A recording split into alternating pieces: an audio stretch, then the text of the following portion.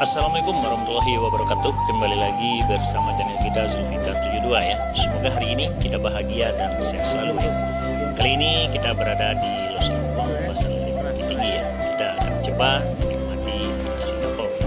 Yang mana nasi kapau di Los Lembong ini mempunyai keunikan tersendiri, yang mana penjualnya menyusun lauknya di dalam panci yang besar ya, yang disusun di atas tingkat seperti tangga ya.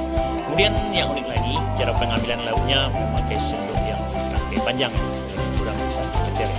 Apa-apa saja lauk pauknya, silakan Anda lihat di kolom deskripsi. Namun sebelum lanjut, silakan Anda like, komen, dan subscribe ya, dan tekan tanda lonceng. Selamat menyaksikan.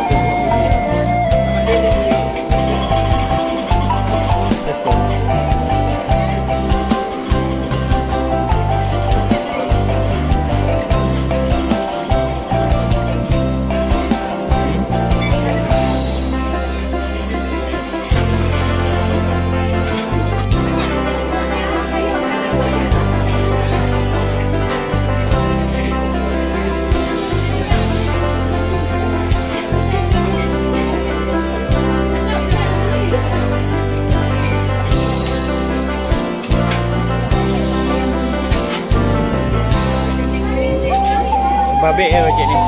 Babe.